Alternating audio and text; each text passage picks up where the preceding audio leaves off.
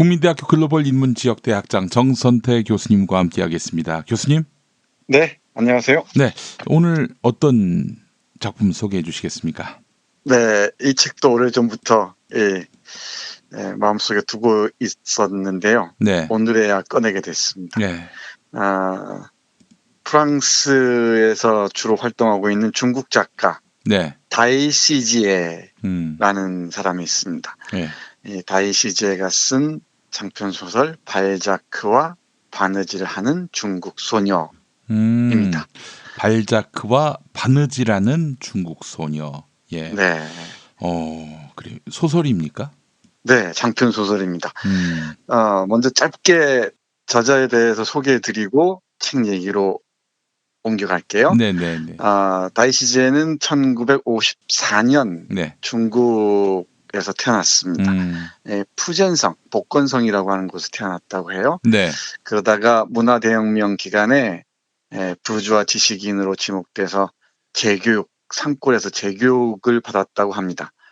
그러고 난 다음에 프랑스로 유학을 가서 그곳에서 오늘 소개해드리는 발자크와 바느질하는 중국 소녀를 비롯해서 디컴플렉스 등등의 소설을 써서 유명한 작가가 됐다고 합니다. 네, 그리고 이 프랑스와 베트남, 중국 등을 무대로 해서 활약하고 있는 작가로 알려져 있습니다. 네, 문화대혁명은 뭐 길게 설명드리지 않겠습니다만은 1966년부터 76년까지 마오쩌둥이 정치적 위기를 돌파하기 위해서 문화적으로 모든 이 사상을 재교육하겠다는 아주 대대적인 운동을 펼친 혁명적인 운동을 일컬어서 문화 대혁명으로 얘기를 합니다. 말은 문화 대혁명인데 실질적으로는 마오쩌둥 중심의 정치 체제를 구축하기 위한 작업이었다고 할 수 있겠죠. 네, 네, 네, 이 기간 동안에 수많은 지식인들이 재교육이라는 이름으로 농촌이나 산촌으로 하방돼서 여러 가지 노동이나 활동에 종사했는데요. 이 소설도 그 당시의 사회적, 정치적 상황을 배경으로 하고 있습니다. 네, 실제로 다이시제라는 이 작가도 당시 그 문화대혁명 시기에 재교육을 받았다고 해요. 이 작품은 영화로도 나와 있는데요. 영화를 보면은 그것이 얼마나 어마무시한 산촌인지 알 수 있을 것 같습니다. 긴 꼬리 하늘닭이라는 이름의 산, 무시무시한 그 산에 있는 조그만 마을인데 그 마을에서 이 혹독한 노동을 통해서 재교육을 받는 과정을 그리고 있습니다. 네, 근데 그렇게만 얘기하면 재미가 없죠. 이제 본격적으로 이 책을 소개해 드릴 텐데요. 제목부터 말씀드리면은 뭐 이해가 쉽게 갈 겁니다. 발자크와 바느질하는 중국 소녀라고 했죠. 이 재교육을 받는 중국의 깊고 깊은 산골에서 이 두 청년이 재교육을 받는 두 청년이 발자크라는 작가의 소설을 만납니다. 네, 그 소설을 만나면서 그 소설을 바느질하는 중국 소녀에게 읽어줍니다. 읽어주면서 이 세 사람, 정확히 말하자면 이 책을 읽어주는 사람과 책을 읽어주는 것을 소화하면서 새롭게 변신해가는 바느질하는 중국 소녀에게 어마어마한 변화가 일어납니다. 네, 이 소설은 한마디로 말씀드리자면은 책 한 권이 어떤 사람의 인생에 몰고 오는 상상치 못했던 변화라고 얘기할 수 있을 것 같아요. 예, 결국은 다이시제라는 작가가 책에 바치는 권사라고 얘기할 수 있을 것 같습니다. 네, 네, 네, 이 책의 역자인 이원희 선생이 후기에서 적어놓은 바에 따르면은 우리 다이시지에는 이 고전 작품에 대한 깊은 신뢰가 있었다고 얘기를 합니다. 그런데 요즘 사람들은 뭐 중국뿐만 아니고 우리도 마찬가지죠. 텔레비전을 보느라고 또 스마트폰을 들여다보느라고 책을 거의 읽지 않는다고 하죠. 그렇죠. 예. 그런데 이 다이시제는 책이 인생을 바꿀 수 있다는 것을 진지하게 생각하는 세대에 속했다고 얘기하면서 네, 네, 네. 책에 바치는 이 헌사를 이 발자크와 바느질하는 중국 소녀라는 소설에서 바치고 있습니다. 네. 그대로 이 책의 고마움, 소중함을 그리고자 했던 것 같습니다. 네네네. 뭐 책을 가까이 하지 않는 세대는 또 그 나름대로 독자적인 매체 환경이 있겠지만은 적어도 우리 세대에는 이 책이 세상을 바꾸는 그리고 인생을 바꾸는 거의 유일한 매개체가 아니었나 이런 생각을 하는데 그렇죠. 예. 중국에서도 그랬던 것 같습니다. 네. 특히 문화 대혁명이라는 혹독한 그 정치적 시련기를 통과하면서도 책을 통해서 이 젊은이들은 새로운 삶을 발견하고자 했고 새로운 감정 교육의 길로 나아가고자 했던 것 같습니다. 이 소설을 읽다 보면 흥미로운 것은 이 두 청년이 등장한다고 했잖아요. 이 네네네. 화자인 나와 로어라는 그 동료인데 19살, 20살 정도 된 청년입니다. 청년은 한 친구는 바이올린을 연주하는 친구고 다른 친구는 이야기를 참 잘하는 친구인데 이야기꾼입니다. 그 이야기꾼의 이야기를 통해서 마을 사람들과 접촉을 하고 하는데요. 흥미로운 점은 이 책에서 그 북한의 영화 꽃 파는 처녀가 소개되고 있다는 겁니다. 그래요? 상당히 비중 있게 다뤄지고 있는데요. 네. 이 소설의 배경이 1972년이니까 1970년대에 만들어진 꽃 파는 소녀가 중국에서도 혁명 영화로 상당히 깊이 있게 알려져 있었던 것 같습니다.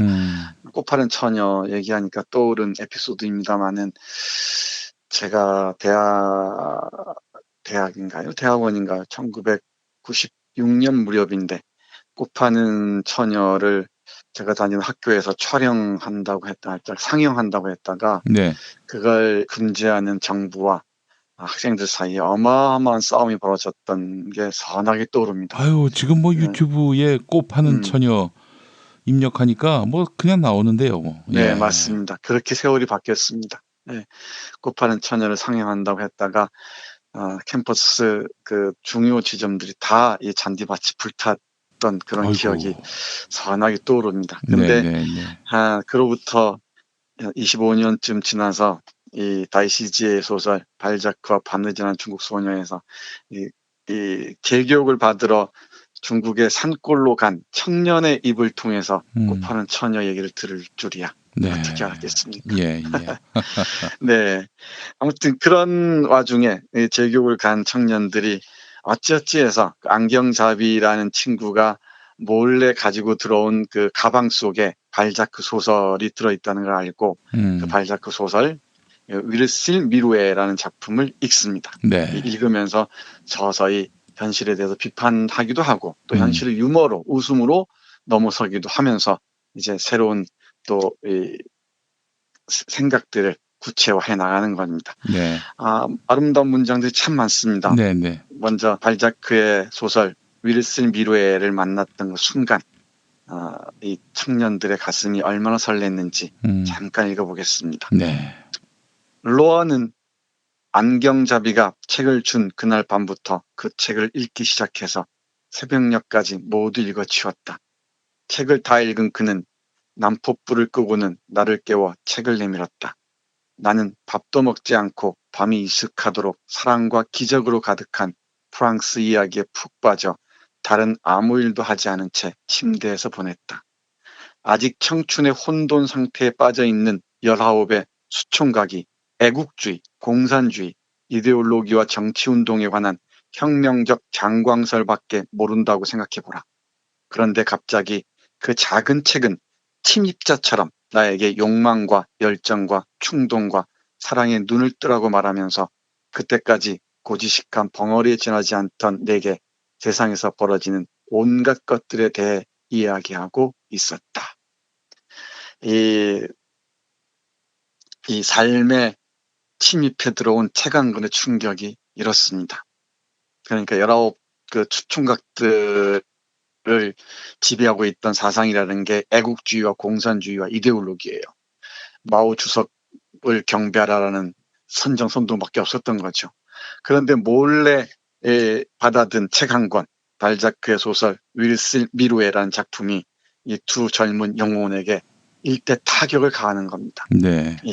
밤새 이 책을 읽었고요. 그리고 이 책의 얘기를 그 바느질하는 소녀에게 전달해 주기도 하고, 그리고 그 책의 내용을 잊을까봐 양 가죽으로 만든 자켓에 그 속에다가 우리 양피지라고 알지 않습니까? 네네네. 그 글자를 새겨 넣습니다. 변변한 종이가 없으니까 그 자신이 입는 양가죽 재킷 속에다가 중요한 문장들을 새겨 넣기까지 합니다.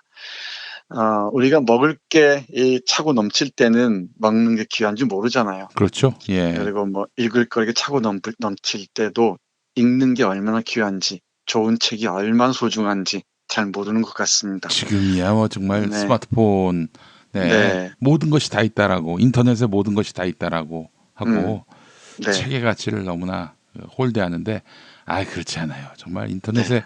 모든 게 다 있다면은 그는 정말 망상이죠. 망상입니다. 예. 네. 예. 모든 게 다 있다고 생각하는 순간 아무것도 없다고 인정하는 꼴이 되어버립니다. 글쎄 말입니다. 예. 네.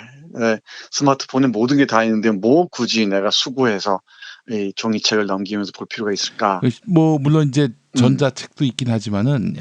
이게 종이로 그 네. 페이지를 넘기는 그 질감과 거기서 네. 얻는 지적 성취는 이거는 뭐 그냥 훌렁훌렁 읽을 수는 있잖아요. 막 저 네. 손가락으로 음. 그렇게만 책을 읽으면은 그 책을 얼마나 흡수한다고 말할 수 있겠습니까? 네, 맞습니다. 이 종이책의 이 질감을 만나는 순간 우리는 나무 한 그루와 이 사람의 영혼의 호흡과 만날 수 있다고 저는 생각을 해요. 네. 근데 뭐 요즘 세대는 어떻게 생각할지 모르겠습니다만은 이 스마트폰의 차가움들은 전해주지 못하는 따뜻함들이 책에는 있는 것 같습니다. 우리 이 재교육을 받고 있는 문화대혁명 시기에 1972년 문화대혁명 시기에 재교육을 받고 있는 젊은 청춘들에게 발자취 책 한 권은 이렇게 마법처럼 찾아왔습니다. 그러면서 이 책을 이제 자기들이 좋아하는 바느질하는 소녀에게 읽어줍니다. 그 과정도 잠깐 볼까요? 네. 책 한 권의 마법이 이렇습니다. 내가 발자크의 원문을 한 글자 한 글자 읽어주고 나자 그 애는 내 점퍼를 잡아채어 다시 한번 읽었지.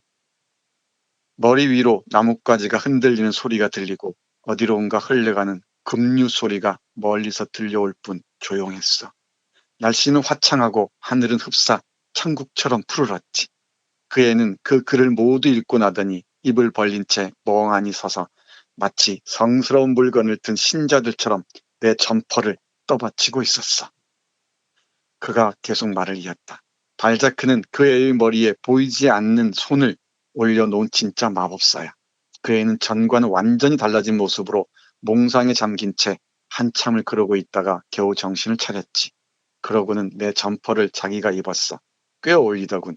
그 애는 자신의 살갗에 닿는 발자크의 말들이 행복과 지성을 갖다 줄 거라고 말했어.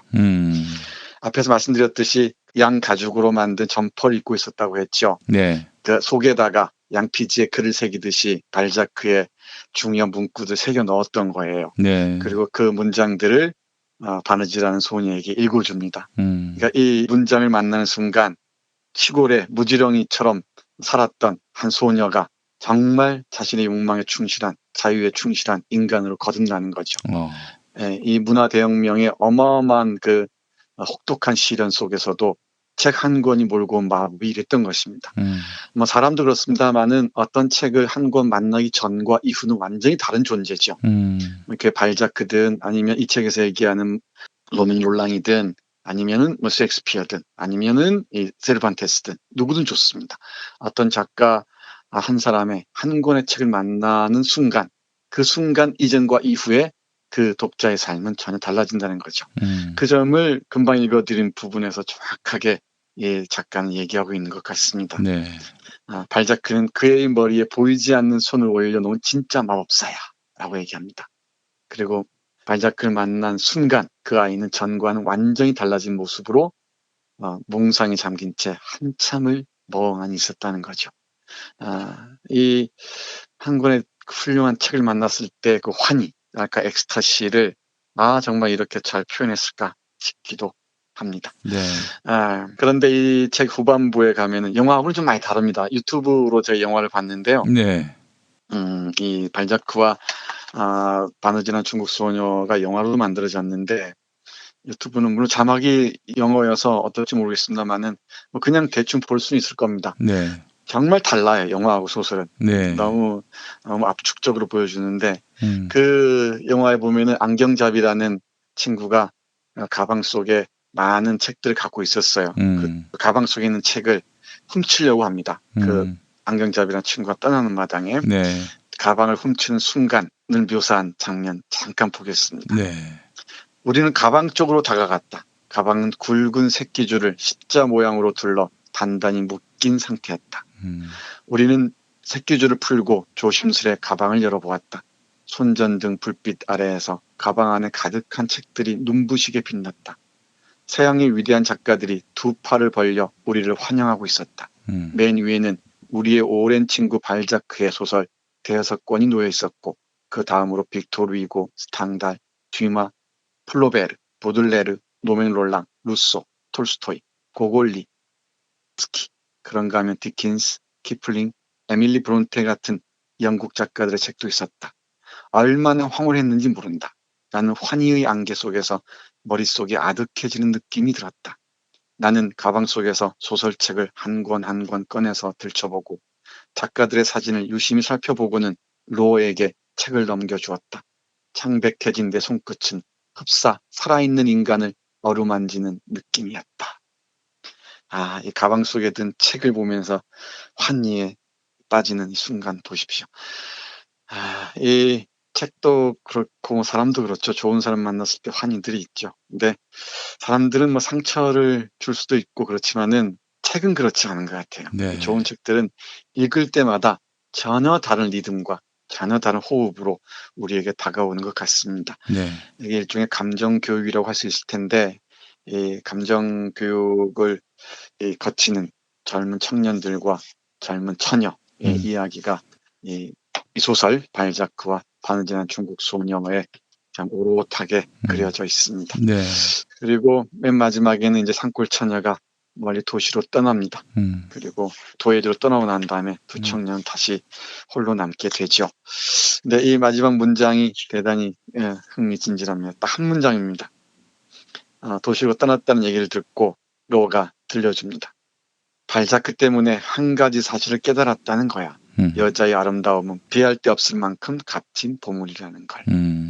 네, 이제 이 정말 그 깊고 깊은 산골에 살던 바느질하던 소녀, 아버지를 재봉사로 둔 그 소녀가 처녀가 되어서 자신의 아름다움을 발견해서 도시로 떠났다는 얘기입니다. 네. 중국식 감정 교육의 아주 모범적인 사례가 아닌가 싶습니다.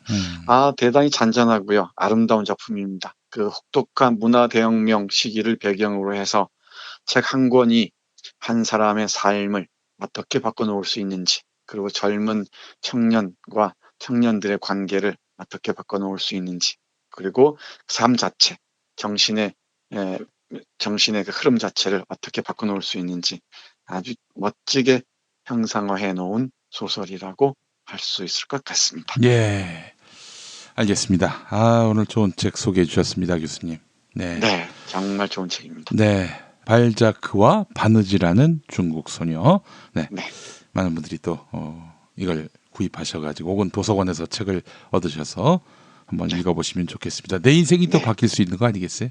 네, 맞습니다. 참 좋겠습니다. 예, 알겠습니다. 교수님, 내일 뵙도록 하겠습니다. 네, 고맙습니다.